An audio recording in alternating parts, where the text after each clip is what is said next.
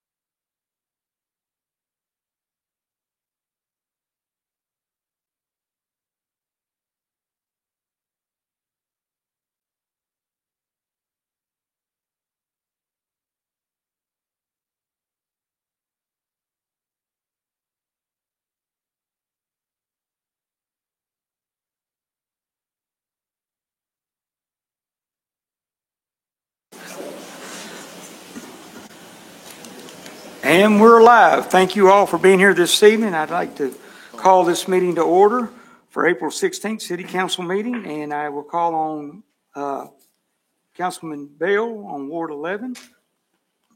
This evening I have the pleasure of introducing Mr. Kevin Royal.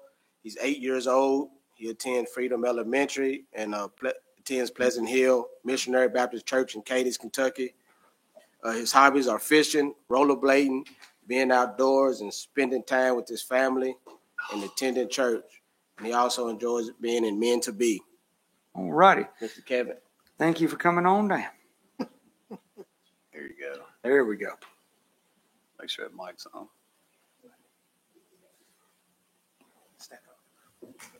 Uh-huh.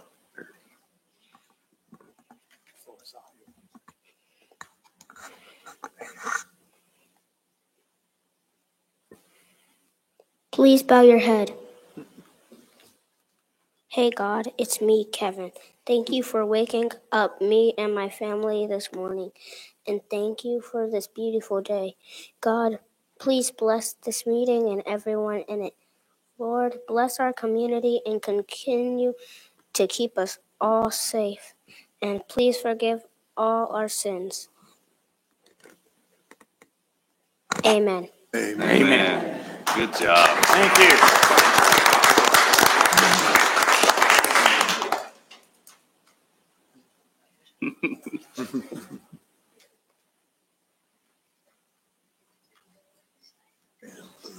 If we could all rise for the Pledge of Allegiance, please. Pledge allegiance to the flag of the United States of America and to the republic for which it stands, one nation, under God, indivisible, with liberty and justice for all.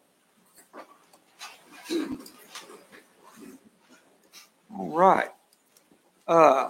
Call on the clerk to call the roll for us. Councilmember Francis. Here. Councilmember Smiley. Here. Councilmember Marsh. Here. Councilmember Crabtree. Here. Councilmember Craig. Here. Councilmember Martin. Here. Councilmember Wilcox. Here. Councilmember Meek. Councilmember Limburger. Here. Councilmember Keel. Here. Councilmember Bell. Here. Councilmember Handy. Present. And we have a quorum. All righty. Item 5, awards and recognitions. We have nothing right now because the one was coming is sick. Public comments. If anyone would like to come to the microphone and speak right now, we'd be glad to have you. Come to the microphone, give me your address and name. All righty. No public comments. We'll move into mayor's comments. All righty. In honor of Sexual Assault Awareness Month of Chalk the Walk, if you've seen as you come in outside, we got a lot of drawings, and thank you to the people that done all that. We had a cookout with the K9s, was a huge success. They had a great time out there with Chief Newby and everybody there the other night. Thank everyone for doing that over on Ward 9. And we got a lot, not 9, 10. Put them down, I can count.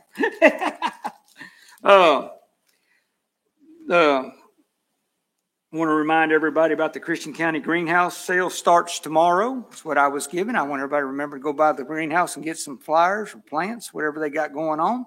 They got a lot of good stuff over there. I'd like everyone to remember Thursday, Bill Flynn Boulevard on 21st Street will be renamed. We were supposed to do it last week, but we had a conflict with some of the family members, so we changed it to this Thursday. And on that, Dave Herndon and them's got us all ready to go there for that situation. And that's what I got right now. I also like you to remember the former mayor, Mr. Atkins, that passed away this morning. If everyone would keep that family in their prayers, he passed away today on that.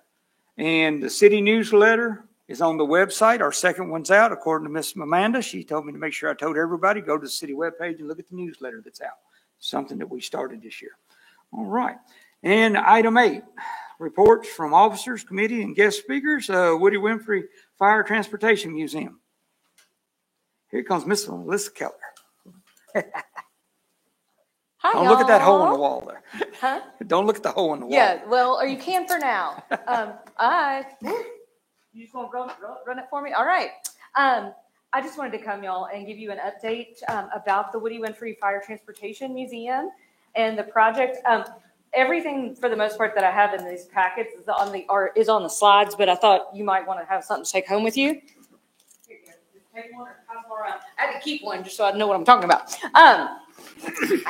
So what you have coming your way are the second page is a very detailed timeline as what all's gone on with that project, and then the front page is kind of some more kind of high level looking at things.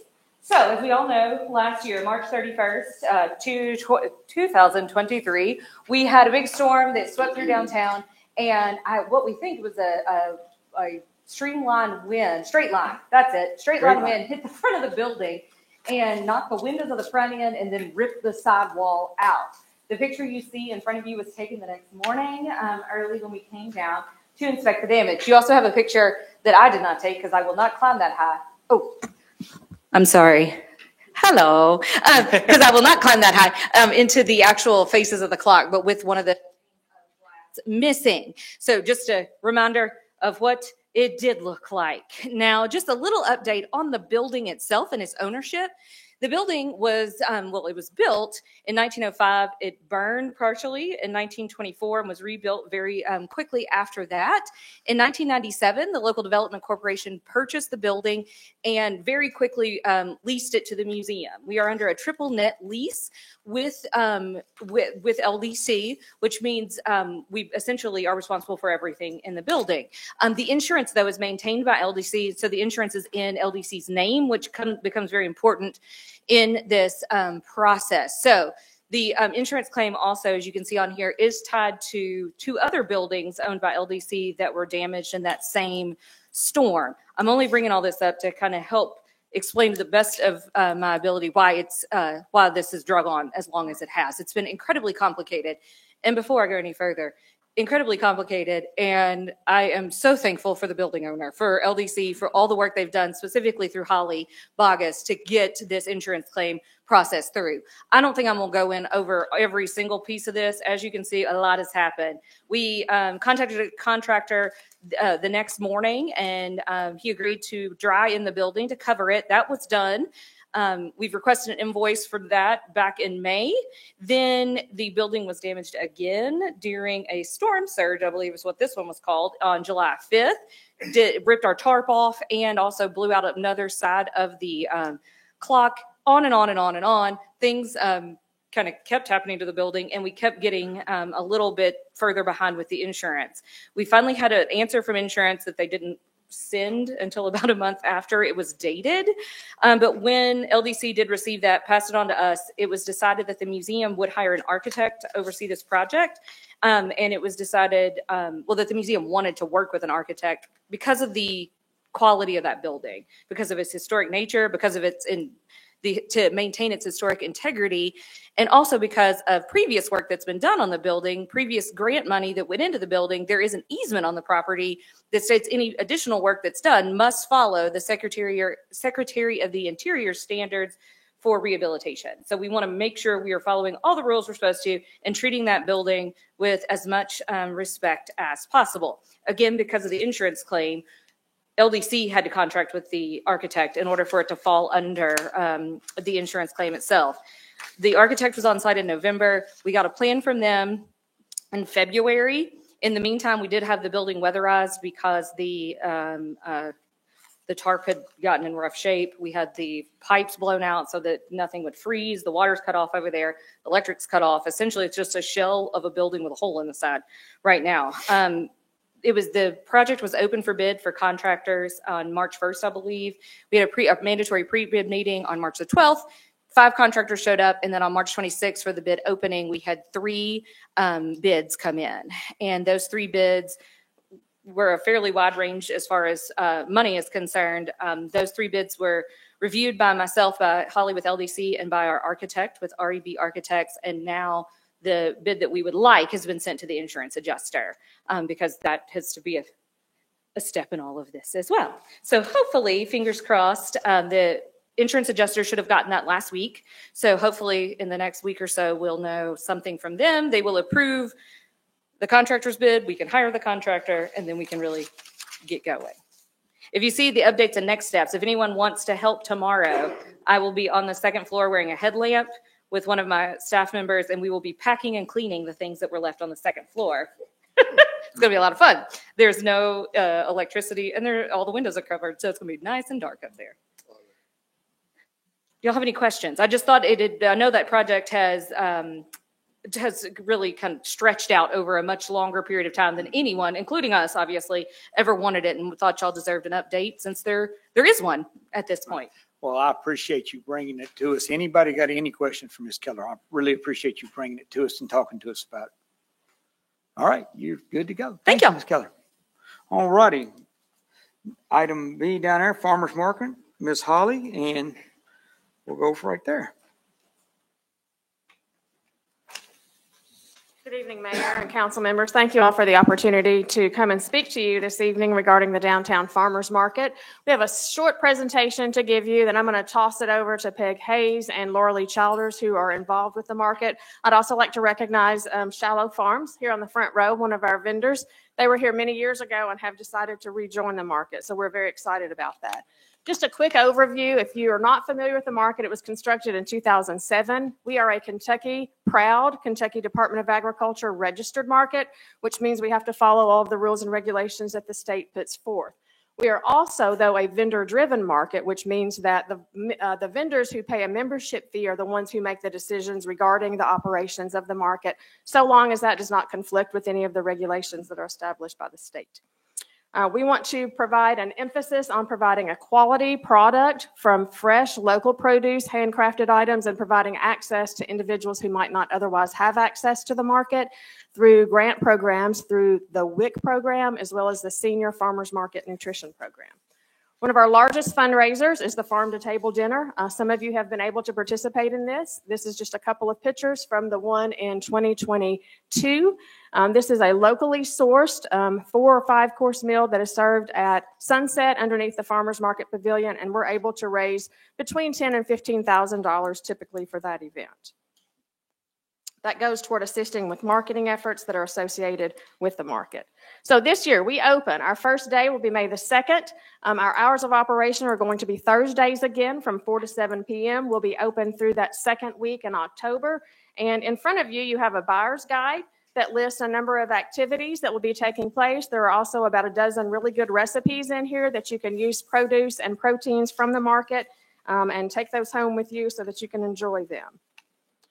For 2024, a couple of the products that you can expect to see, some of the normal products that we have from year to year. So farm fresh eggs, lots of protein choices, seasonal produce, cut flowers, home baked goods, locally gathered honey, locally crafted moonshine and bourbon, and handcrafted items as well.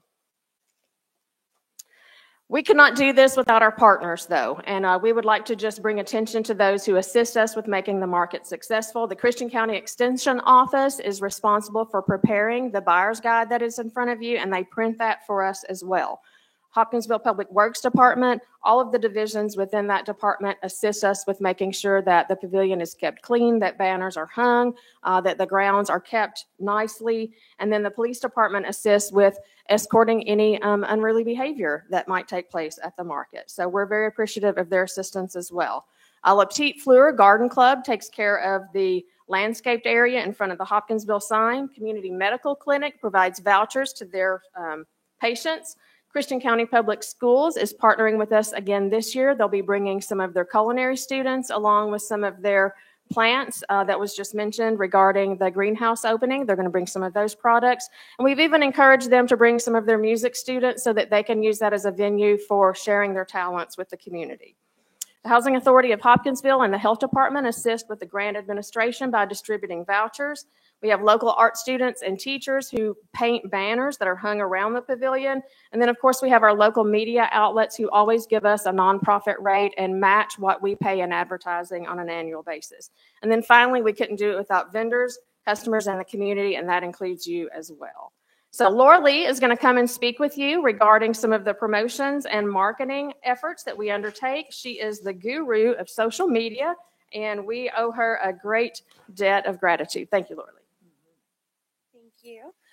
I am the sales and marketing manager at MB Roland Distilleries. We are always thrilled to lean into our Hopkinsville and Christian County community since we're down the road in Pembroke. I've really enjoyed getting to know what's right in my back door as well. I live on the Tennessee side. Don't hold it against me. But much more Kentucky proud.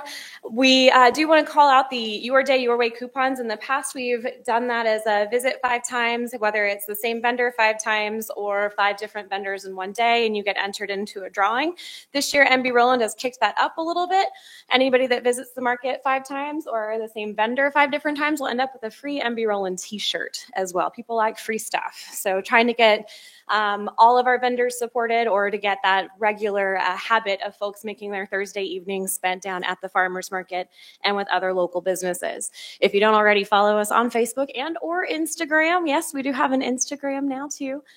We do recommend you guys do that. It has been a great way for us to reach out to more members of the community. They are a lot more inclined to come visit us, especially with vendor takeovers and posting what can be expected at the market week to week. And it keeps showing up in their social media feeds with the algorithm. So our big ask for you all is it costs nothing to like and share our page and our posts. It's a great way, again, to ensure that people are coming down and they're not just staying at the market. They're going to the local, to Hopkinsville Brewing Company, to other local businesses in downtown Hopkinsville. So we really want to support all of those. It's a great opportunity, too, for market takeovers of other businesses and city and county departments such as the library. We'd love to do more partnership and event ideas there. So that is our big ask, is please like and share us. And I'm going to toss it over to Peg Hayes to wrap up the presentation.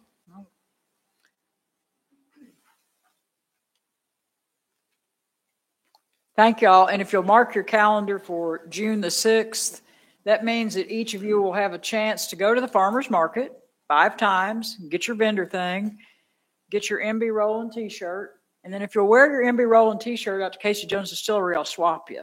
I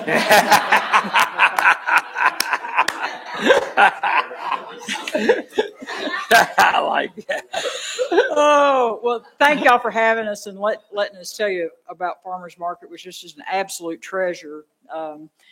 The chalk drawings out here, when I came up this evening, I saw a lot of things written, and a couple of them really stuck with me. And one of them was that your words have power and that you're worth a lot and that you're not alone. And I think that all kind of encapsulates the farmers market. It's a very important asset for a community. There's a $50 annual membership fee, which is really nothing comparatively. That lets you participate, and it brings in to the vendors between $75,000 and $135,000 a year, which if you do the multiplication on that, how many times it turns in the community, that'll be close to $800,000 if you took the mean between the two that it brings in just with the number of vendors that we have. So that's a significant impact from the economy standpoint. And of course, it doesn't stay here with the vendors that are here. It rotates throughout the community. I know you all know that. Our farmers market is a crucial connector. So it connects friends, families, neighbors, businesses, relationships, newcomers. I think if you all would come to the farmers market and spend an evening, those 3 hours, and see the people that you meet and come a couple of times, that it is a really important social venue. And with your help and support, we can continue that and make it even more impactful. Then, of course, although we probably don't like to talk about it a lot, it does champion healthier eating. So there's a lot of great food out there. It's affordable. There are recipes. Was there a recipe for a Moonarita in that recipe book? Maybe next year. Okay. Right. Yep. There you go. So we really are in the farmers market fostering a healthier future and talking about how to eat healthy and making it be able to happen. It's a launching pad. It's a growth pad for small business. So it's a place that you can test ideas. You can pretty easily bring something new without a great investment, and you can exchange ideas. And that's an important platform to be able to engage in at a very low cost. And then we have a very positive, vibrant atmosphere, and it's right in the heart of downtown Hopkinsville. Imagine that. What a great place that we can showcase our culture, our history, and our agricultural roots. We know that we have the batter capital of the world, and we have that piece of art down there to emphasize that.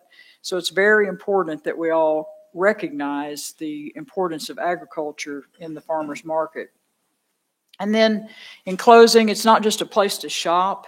It is an asset. It supports economic development. It fosters our community engagement, and it does promote sustainable, healthy living and eating. And I appreciate you letting us talk to you about the farmers market. And does anyone have any questions about the farmers market I could answer for you this evening? Or a Moonarita recipe? Any questions for Ms. Peg Hayes? I would like to say that I know that there have been some challenges, but despite all of those challenges, your farmers market has a very positive impact. And we appreciate your support. We appreciate you and all you do, Ms. Holly. Thank you. Ms. Laura. Thank y'all. All righty. We will move to item C, monthly financial statement. Ms. Clayton, come on down. Good evening. How are y'all? Doing good. Thank you. All right. It's my pleasure to bring you the monthly financial report for March. So we're going to start off with interfund transfers. We had 4 interfund transfers for the month of March. The Rotary Club auction for $3,000. There was a donation to Jeffers Bend for $5,000. We did some maintenance on the FOP monument. That was $1,500. And then the Kiwanis Golf Scramble for $3,000. Total interfund transfers for March is $12,500, bringing our year-to-date interfund at $53,184 and the remaining balance in interfund at $46,816. Our payroll tax for the month of March, through 9 months, we should be about 75%. Well, I don't have the total on here. Our collections through 9 months is $15,543,786. We had budgeted $15,087,572, so we're running 7.14% ahead of budget on our payroll tax. Our property tax for the month. For 9 months, we're at a total of $5,642,610. Compared to last year at this time, we were at $5,181,336. Our insurance premium tax, we are at $4,873,396, giving us our equivalent premiums at $57,334,071. That's an increase in our equivalent premiums of 11.1% over last year. Our business licenses through March are at $1,525,336. Compared to last year, we were at $1,163,792. We're currently at 59.8% of budget. Of course, April is our big month for business licenses. We just had tax day yesterday, so we've been a little bit busy around here. So let's get to our fund balance. In the general fund, we started the year with $256,251 in encumbrances. We've collected year-to-date revenue of $40,043,557. We have actual year-to-date expenses of $38,639,663, giving us revenue over expenses of $1,660,145, and we currently had encumbrances of $57,452.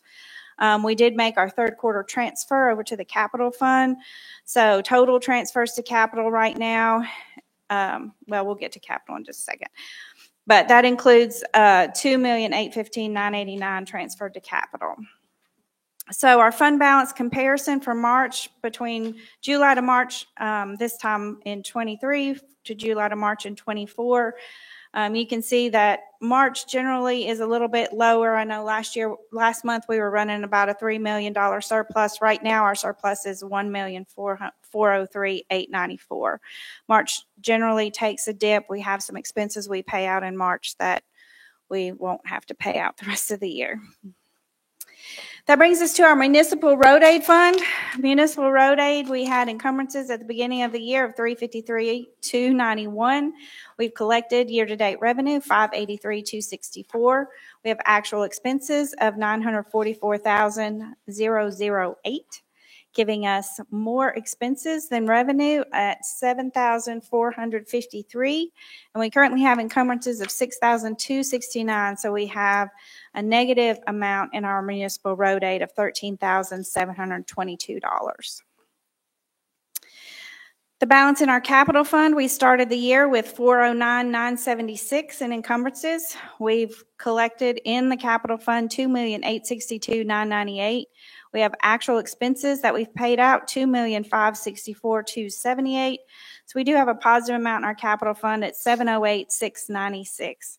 We have encumbrances of $71,491, giving us a positive revenue over expenses and encumbrances of $637,205. Let's look.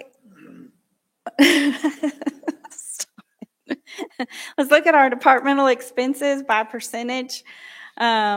Through 9 months, we should be at 75%. It messes me up, okay, because I'm used to like clicking through my screens and all that, and now Daryl's doing my screens for me, so I'm a little bit off my game lately. I'm sorry, you guys.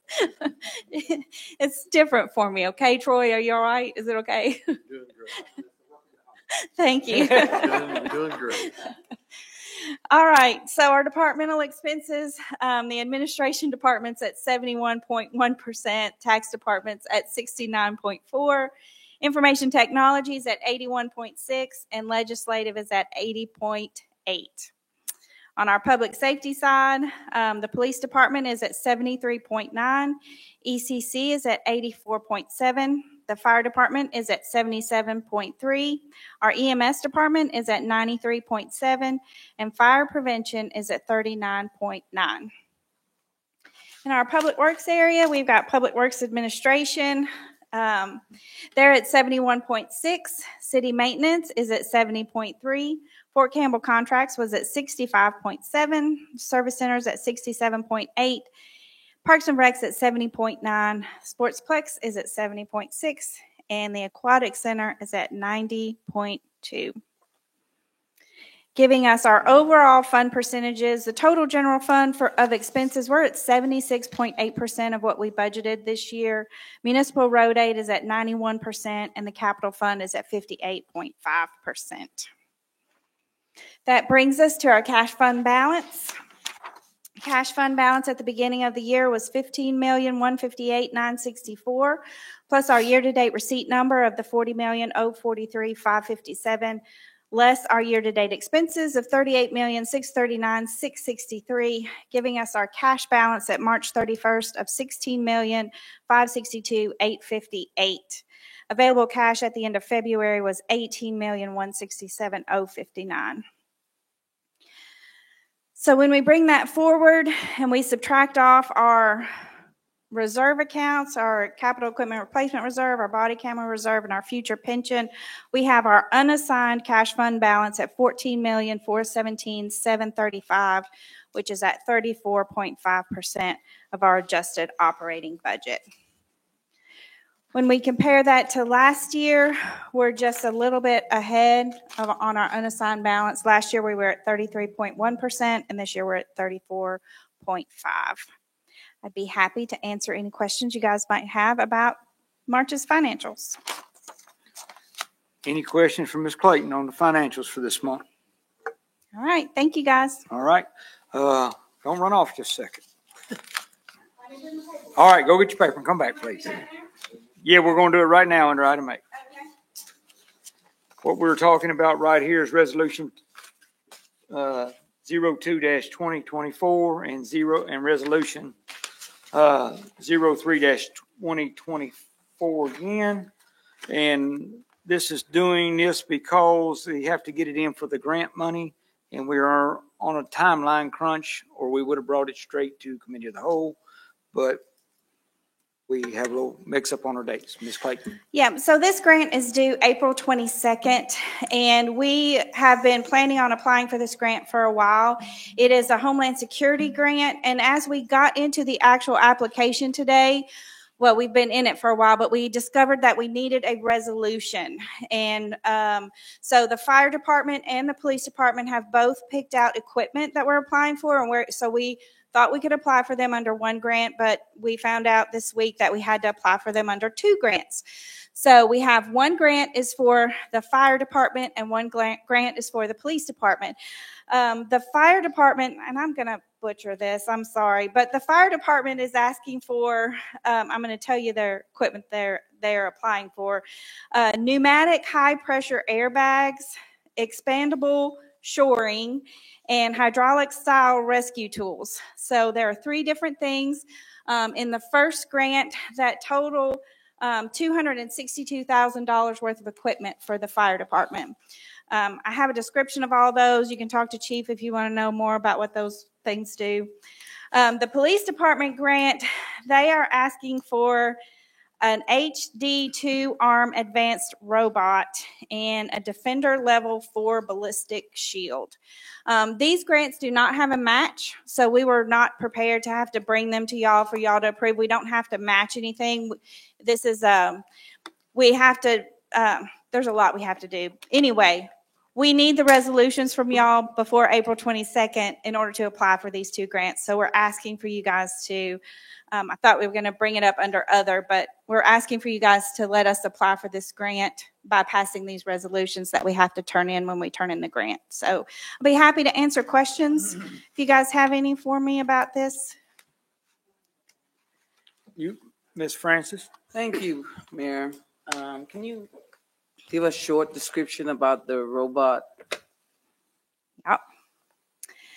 A remote-controlled robot that can be utilized in hazardous environments such as inside a building with a barricaded subject, in a chemically contaminated area, or a smoke-filled building. Thank you. You're welcome. Any other questions for Ms. Clayton or Chief Futrell or Chief Newby? I'll make a motion on Resolution 02-2024 that we second. pass that to Do them together. whoever needs to go. Yeah, whatever. We need two separate motions, Doug. That's fine.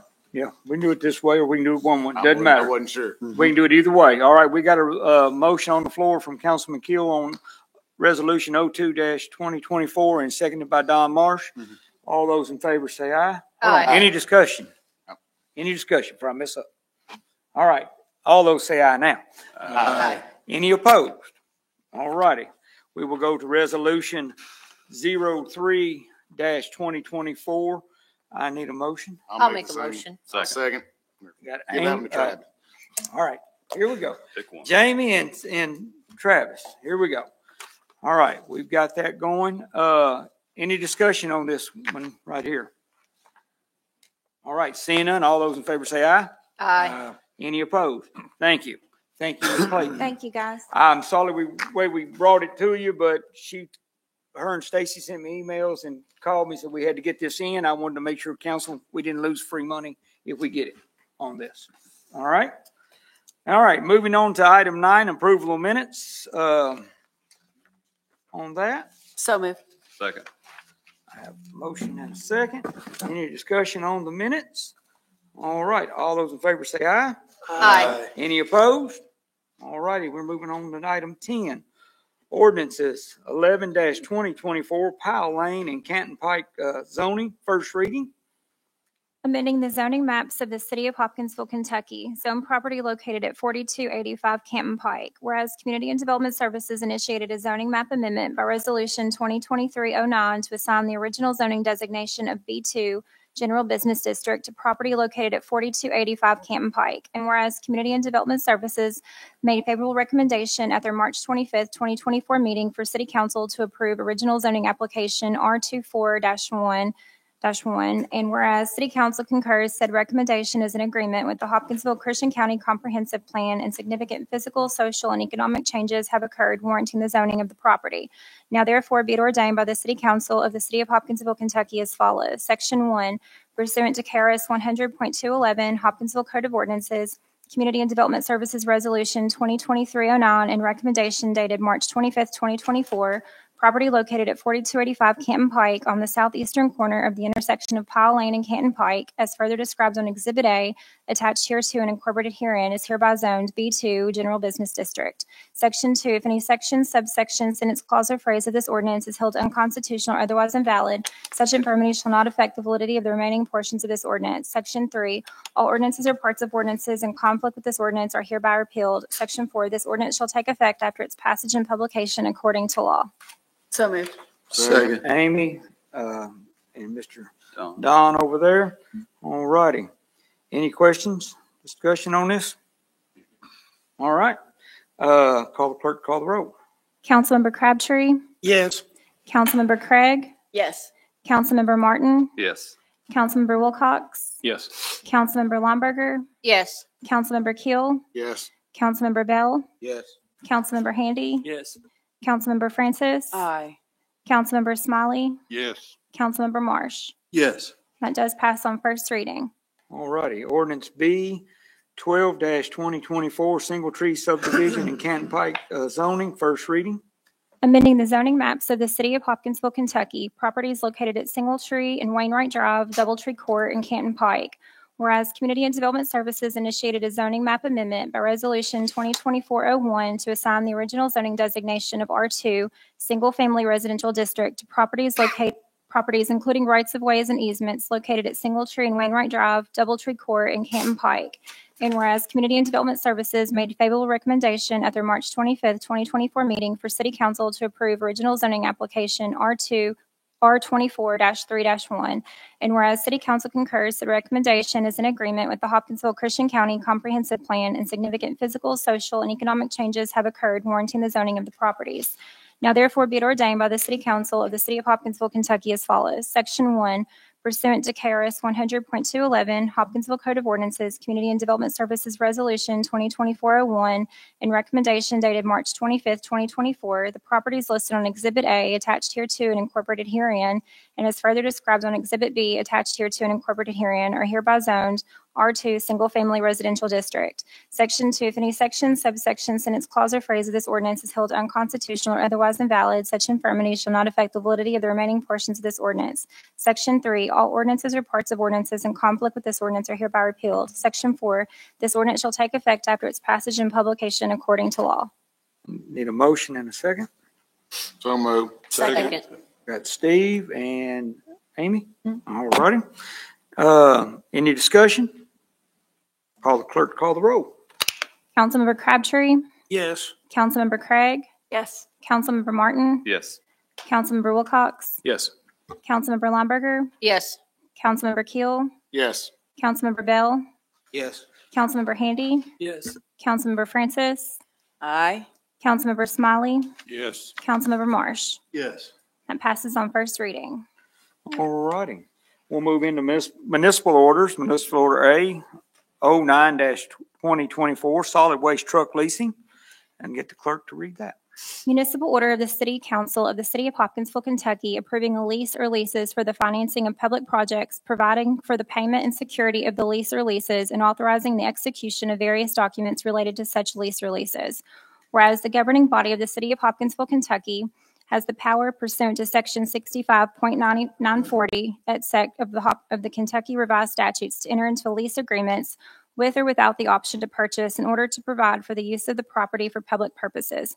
And whereas the governing body of the leasee has previously determined and hereby further determines that the leasee is in need of the project as defined in the lease hereafter described. And whereas the governing body has determined and hereby determines that it is in the best interest of the leasee that the leasee enter into one or more lease agreements to be administered by Kentucky Association of Counties Leasing Trust and funded by the bank, financial institution, or finance corporation offering the best interest rate and terms as selected by the mayor for the leasing by the leasee from the lesser of the project. Now therefore be it ordered by the City Council of the City of Hopkinsville, Kentucky as follows. Section 1, recitals and authorization. The recitals to this municipal order are incorporated herein as if set forth in this section in their entirety and are hereby found and determined to be true and correct. The leasee hereby approves a lease agreement in substantially the form presented to this governing body, it is further found and determined that the project identified in the lease is public property to be used for public purposes, that is necessary and desirable and in the best interest of the leasee to enter into a lease for the purposes therein specified, the execution and delivery of the lease, and the representation, certifications, and other matters contained in the closing memorandum with respect to the lease or may be required by the lessor prior to delivery of the lease and hereby approved, ratified, and confirmed. The mayor and the city clerk of the leasee are hereby authorized to execute the lease together with such other agreements or certifications which may be necessary to accomplish the transaction contemplated by the lease. Section 2, administration of the lease. The Kentucky Association of Counties Leasing Trust is hereby acknowledged to be the program administrator under the leasee.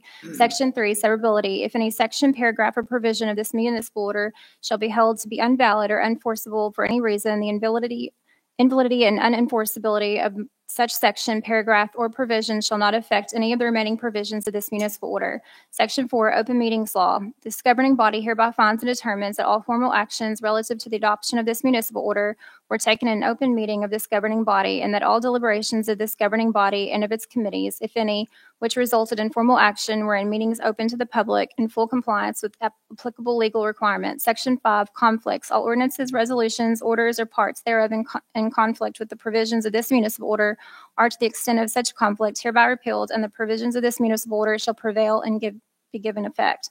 Section 6, effective date. This municipal order shall take effect from and after its passage as provided by law. All righty. Thank you, ma'am. I need a motion. Motion. Second. Who was second? Travis. All righty. All righty. Any discussion on this? I just had a quick question. I should have called a little bit earlier on this. I neglected to do it. I just got busy today. But the lessor, Magnolia Bank, was that chosen by the administrator? Yes. Okay, I got you. On that. Any other questions? All righty. All those in favor say aye. Aye. All those opposed. All righty, moving right along with that. That way they can get some trucks on in here. What they need to get done. All righty. I move to item 12, other. Does any other council member or anybody up here have a comment or something they'd like to bring up in business? I do, Mayor. Yes, ma'am. I have been talking to people in the city of Hopkinsville about urban chickens.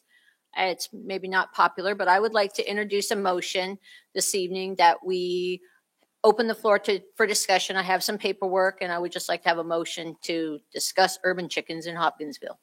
All right, we have a motion on the floor to talk about chickens. Any second? Do we have a second? I'll go ahead and make the second. I know Jamie's worked hard on it. Just to hear her,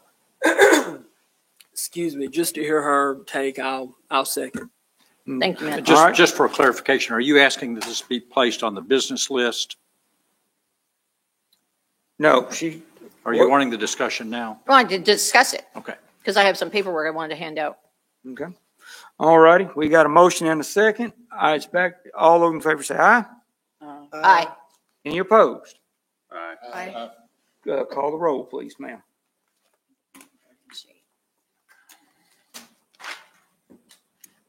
Councilmember Crabtree, Yes. Councilmember Craig, No. Councilmember Martin, No. Councilmember Wilcox, Yes.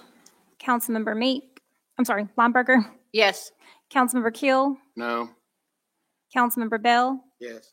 Councilmember Handy, Yes. Councilmember Francis, Aye. Councilmember Smiley, No. Councilmember Marsh. Yes.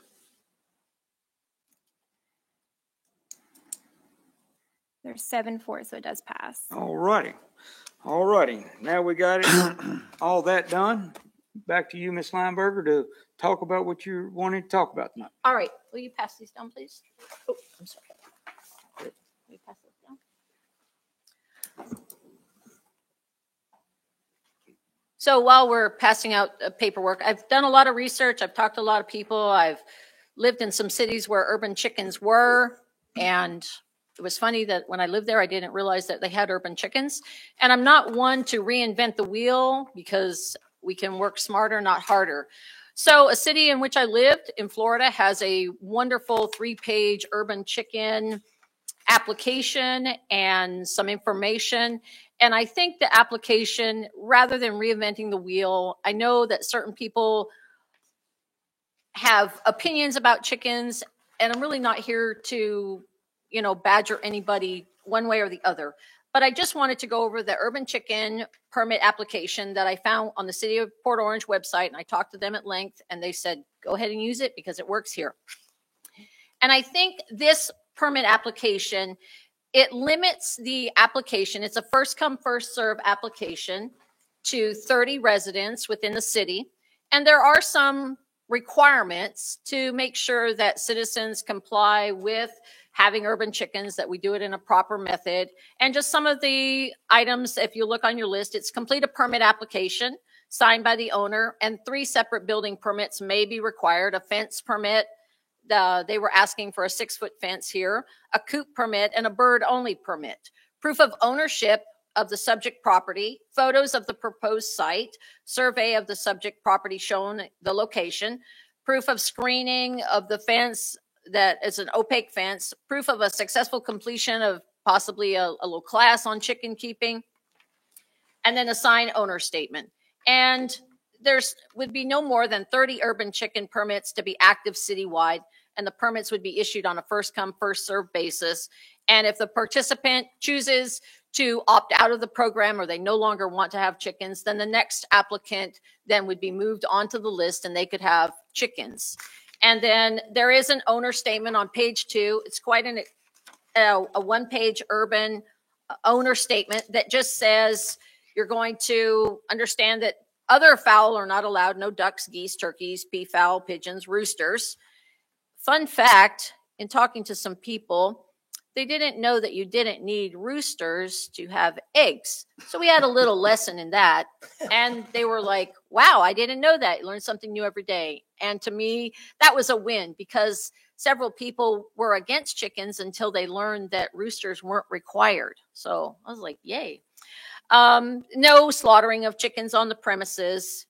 And I just felt that this was a great urban chicken permit application, and I wanted to bring it before council because I've had citizens in my ward and across the city say, hey, we'd like to talk urban chickens. So here I am doing my due diligence talking urban chickens. Mr. Mayor? Yes. I also have some folks from my ward that are interested in this, and so I'd like to motion to table this to a later date so that they can be here. I'd have a motion to table this to a later date so other people can be here to speak. Do I have a second? I'm sorry. May I ask a question? Yes, sir. Yes, sir. How later's later? How about next council meeting? I got a question for Doug. What exactly do you feel like we're tabling? The motion was to have a discussion. Discussion's been had. Well, yeah, there's no motion on the floor.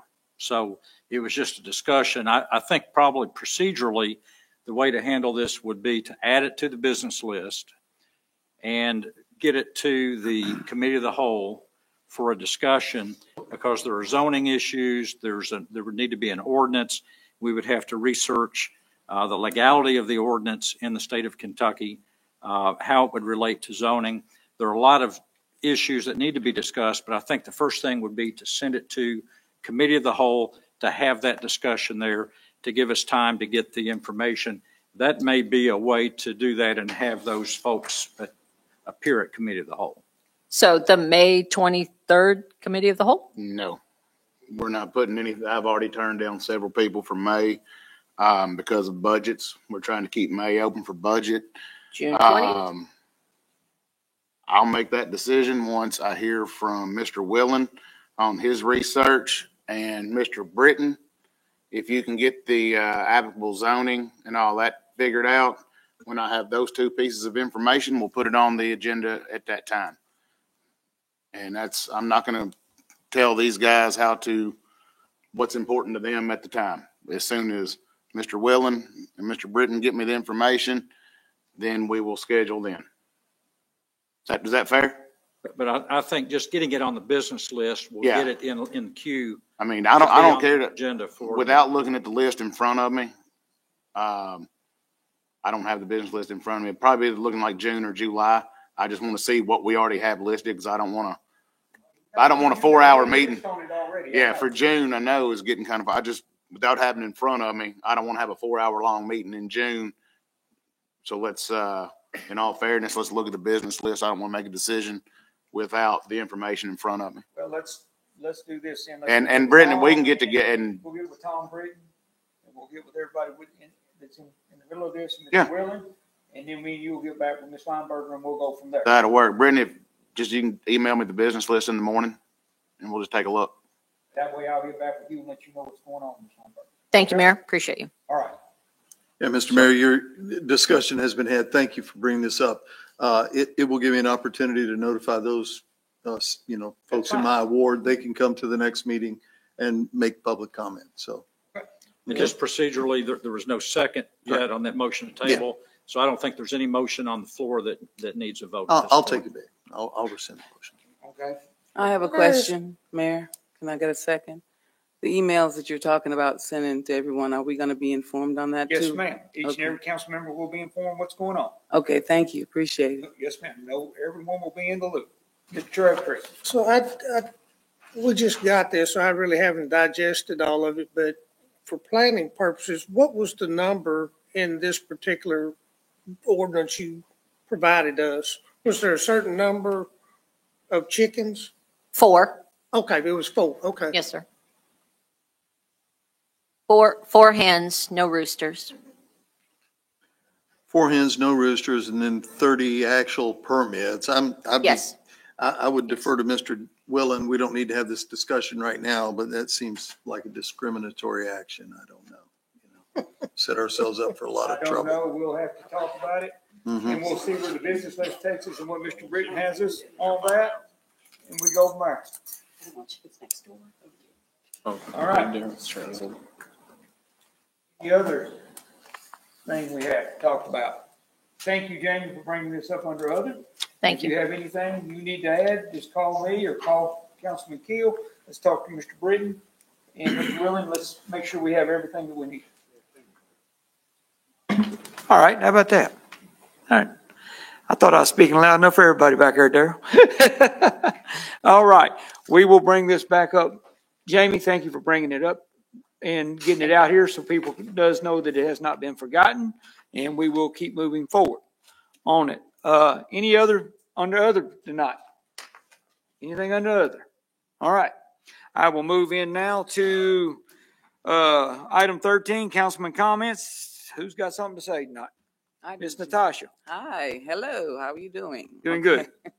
I would like to thank everyone that showed up for the renaming of the street into Pastor C. Timberlake and the city, and everyone else that helps to get it in order. So I really want to thank everyone. You did a great job. Thank you.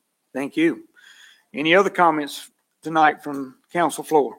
Yes, Mayor. I'd like to announce that Saturday, April 20th, so this coming up Saturday, there will be a fair housing workshop at the PAD office from 8 a.m. to 1 p.m., and the registration link for that can be found on the Human Rights Commission Facebook page. All right. Thank you. Anybody else got anything, comments tonight? All righty. I will say thank you for all being here tonight, and I will move over to Ward 11, Mr. Bale, to give us an adjournment. I always go through several quotes through the day, and I ran across one from Morgan Freeman. It says, be careful what you tolerate. You are teaching people how to treat you. Amen. I have a motion to adjourn. Got to have a second. Second. All right, we are adjourned. Thank you. I had never seen them.